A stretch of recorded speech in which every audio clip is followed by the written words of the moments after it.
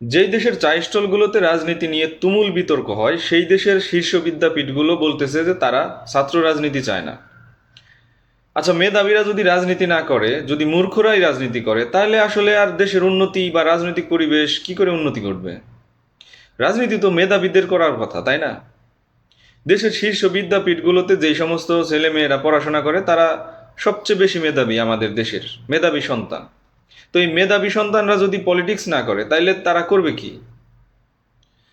মানে শুনতে অনেক সুন্দর শোনা যায়। এই যে উত্তরা ইউনিভার্সিটির যেই পিকচারটা দেখেন, এখানে কি বলছে? ছাত্রলীগ, যুবলীগ, আপনার ছাত্রলীগ, যুবদল, আর তারপরে জামা শিবির, এদের প্রবেশ নিষেধ। শুধু উত্তরা ইউনিভার্সিটি না, এরকম বেশ কিছু বিদ্যাপীঠ আমাদের এরকম সিদ্ধান্ত নিয়ে বসে আছে যে তারা ছাত্র রাজনীতি চায় না।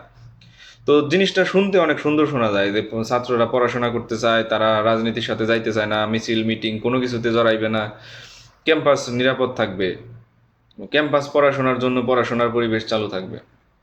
কথা হইতেছে যে আদতেই কি ছাত্ররা রাজনীতির বাইরে আছে কেউ?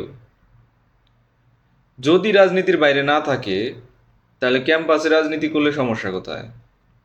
যেই ক্যাম্পাসের থেকে আপনারা আমাদের আজ পর্যন্ত কোনো মিসাইল বানাই দিতে পারেন নাই, একটা ট্যাঙ্ক বানাই দিতে পারেন নাই, একটা রাইফেল বানাই দিতে পারেন নাই, একটা ভালো কৃষি সরঞ্জাম আপনার সেটা বানাই দিতে পারেন নাই, কি বানাই দিছেন আমাদের বলেন?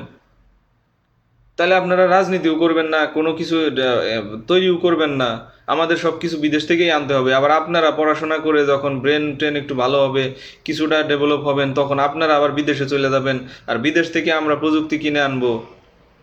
এত শান্তি কেন? দেশে পড়াশোনা করলে, দেশের বিদ্যাপীঠগুলোতে পড়াশোনা করতেছেন, এগুলা দেশের মানুষের টাকায় খরচ কইরা তারপরে পড়াশোনা করতেছেন। দেশের মানুষ নিয়ে কাজ করতে হবে, দেশের মানুষের স্বার্থে কথা বলতে হবে, রাজনীতি করতে হবে, আন্দোলন করতে হবে, সংগ্রাম করতে হবে। মনে করতেছেন যে আমরা সুন্দর দেশের টাকা নিয়ে জনগণের টাকায় পড়াশোনা কইরা তারপরে একটু মেধাবী হব, তারপরে বিভিন্ন উন্নত উন্নত রাষ্ট্রের ভিসা লাগায় লাগায় সেই সব দেশে যাব, তারপরে ব্লগ দেখাবো, ব্লগ করতে থাকবো, তাই না? কেন এই ধরনের দ্বিচারিতা কেন? দেশের মানুষের সাথে মিলেমিশে থাকেন না, দেশের একটা কিছু তৈরি করেন, একটা ড্রোন বানান, একটা জেট বানান, ফাইটার জেট বানান। আর ফাইটার জেট নাই পারেন, পরিবহন তারপর পরিবহন বিমান বানান, মডেল করেন, আপাতত কিছু মডেল বানান যেগুলো বিক্রি করেন, দেশে সম্পদ আসুক কিছু, একটা সাবমেরিন বানান। কিছুই তো বানাইতেছেন না। তাহলে আপনারা যদি কিছুই না বানান, আমাদের প্রযুক্তি যদি বিদেশ থেকে আনতে হয়, তাহলে আপনারা রাজনীতিও করবেন না। তা আপনারা করবেন না কি? রাজনীতি মানেই তো খারাপ কিছু না, খারাপ থেকেই রাজনীতির মাধ্যমে ভালো কিছু বের করে আনতে হবে। রাজনীতি আজকে নতুনের জিনিস না, রাজনীতি মানেই মানে দেশ, রাজনীতি মানেই জনগণ, রাজনীতি মানেই উন্নতি প্রগতি, সব কিছু, সব কিছুর পিছনেই রাজনীতি।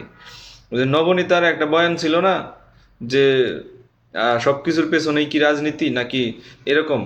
তা আসলে সব কিছুর পেছনেই রাজনীতি। তো রাজনীতি যদি নাই করতে চান তাহলে করবেন নাকি? হ্যাঁ, আপনারা যদি পরমাণু গবেষক হইতেন, যে পরমাণু বোমা বানাইতেছেন বৈশা বৈশা, আপনাদের ডাকতেছে যে পরমাণু বোমা বানার দরকার নাই, আইসা মিছিল করো, তাইলে কথা ছিল। আপনারা তো হেডি করতেছেন না। আপনারা কি করতেছেন আপনারাই ভালো জানেন। এই যে বছরের পর বছর বুয়েট চুয়েট কুয়েট অমক তমক, এই ইউনিভার্সিটি সেই ইউনিভার্সিটি, প্রাইভেট, জাতীয়, ন্যাশনাল, দিন শেষে কি? কোনো রেজাল্ট তো পাওয়া যাইতেছে না। আপনারা বিদেশে, বিদেশি প্রযুক্তি দেশে, এই তো।